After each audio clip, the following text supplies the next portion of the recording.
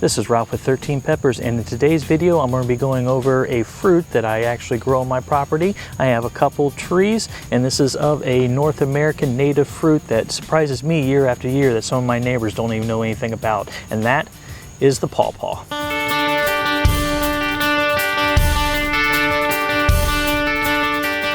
I'm going to apologize for the shaky cam, but as real quick, just want to go over that this is actually one of the pawpaw trees that I have, and the fruit is starting to drop and go all over the place. So let's take a look at some of the fruit that is on here now.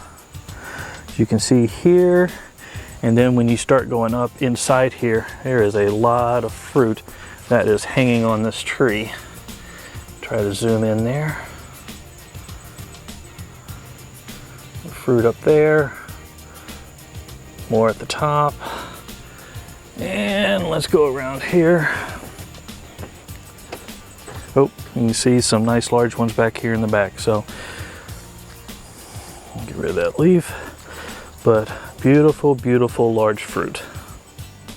Now, the pawpaw fruit is a wonderful fruit. Now, it is native to North America, and it grows anywhere from the Rockies to the East Coast, from the Great Lakes all the way down to the Panhandle of Florida. So it got a nice wide range on there, and it surprises me year after year when I actually talk to friends, neighbors, co-workers, and I say, hey, my pawpaws are ripening up, and they give me the weirdest look going, what is a pawpaw? And then I have to explain it to them. So now, if you've not heard of pawpaw before, you could have actually heard them called by a couple other names, and that could have been like Hoosier banana, Indian banana, custard apple, or Quaker delight.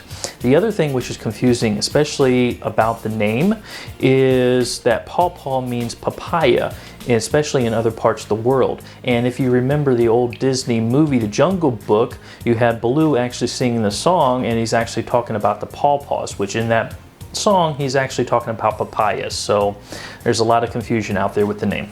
Now, the pawpaw in the springtime does flower, and when it does, it actually blooms into a nice big purple flower. Some of them out there are white, but mine too that I actually grow in the yard are actually purple with the blooms.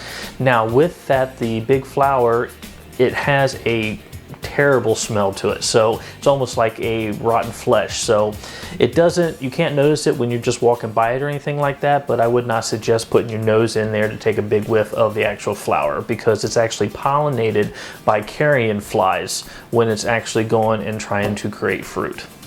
Now, one of the reasons I believe that not that many people know about the pawpaw is just because it's not a fruit that's actually wills itself to being sold in like a grocery store. The reason being, it does ripen anywhere from the end of August up to the beginning of October, but as it ripens, it only has roughly about a week of being viable, then it actually starts rotting. So it doesn't give much time at all to packaging, transport, selling of the actual fruit itself.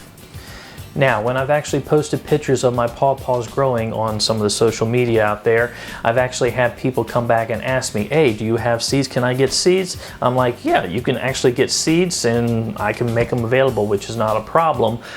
But if you plan on growing the pawpaws from seed, and you ask anybody that's actually grown fruit trees before and ask them when is the best time to actually plant the pawpaw, they're going to tell you 20 years ago. Reason being is once you do plant it from seed, you're not going to see any fruit or production from anywhere from 8 to 10 years after you've actually planted it. So it's actually a lot easier if you do want to actually have a pawpaw tree growing, is go out to the woods where you and find yourself a nice pawpaw tree, and from that they actually send out runners which they make clones and everything themselves. So if you can actually find it, find a couple clones which are actually growing, dig them up, and then transplant them. That's going to be the easiest and best way to actually get your own pawpaws, but make sure you do it legally and not taking it off of somebody else's property, or at least get their permission first. Now, when they are on the tree and they're not ripe yet, they're going to be more of just a solid green color on there.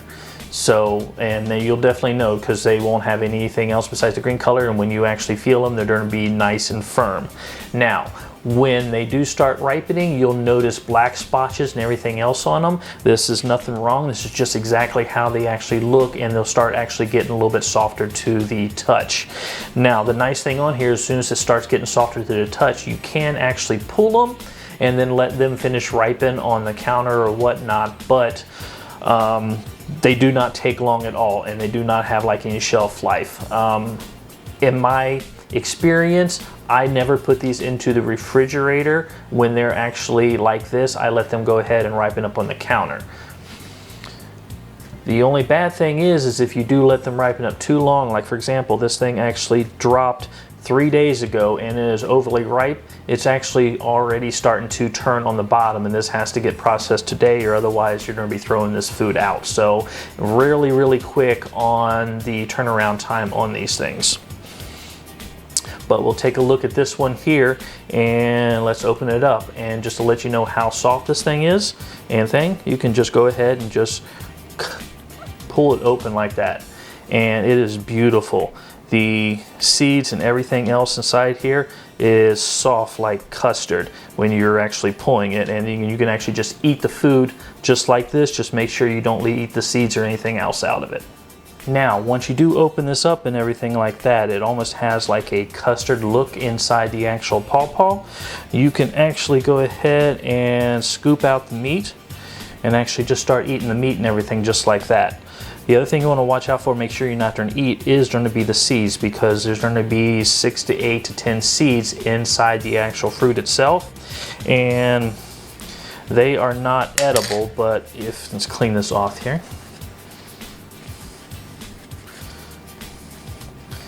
That way you can kind of get a look of what the actual seed inside of it actually looks like. Now, one thing I didn't actually talk about is just the smell of the actual fruit. Even before you open it up or cut into it or anything like that, it has such a wonderful aroma. It is a cross between a banana, a mango, an apple, and it just fills the air with a wonderful scent. So, a great smelling fruit. The other thing is, before I eat it here, and I'm gonna get a spoonful, is this has a wonderful consistency to it. It is almost custard-like, like a thick pudding custard in there too. I mean, it's not stringy or anything like that. It just kind of just melts into your mouth. I love eating these things. These things taste wonderful. The other thing you can do besides just eating them raw like this is use them in different recipes. One of the ones that I've actually done before, which I like, is going ahead and do like banana bread, but instead of using bananas, go ahead and use pawpaws. The other things that I actually do is I have made jelly and jam out of them. But the biggest thing on here is trying to actually save and preserve them. And where I'm actually at today, which I gotta thank my parents, I'm actually in their kitchen right at the moment. This is where I'm gonna be processing them. I'm going to be scooping out all the ripe ones. I'm going to be putting them in Ziploc bags in 2-cup measured units and then putting them into the freezer. That way I'm able to use those all year long for any other kind of food recipe or add them to whatever at that particular point, because unfortunately if you leave these out, they just go bad so fast. But freezing them, and that way you can actually have everything for later. So with that, I just want to say thank you all very much. I appreciate you guys watching. If you like what you've seen here, please subscribe to the channel, hit that thumbs up button. It does help me out with those YouTube algorithms very much. You can also follow me on social medias, or you can actually head to my website, which is 13peppersbyralph.com. There I actually post my videos, sell the seeds from my store for all the peppers I grow, and a bunch of other things. But with that, once again, say thank you very much, and you all have a wonderful day.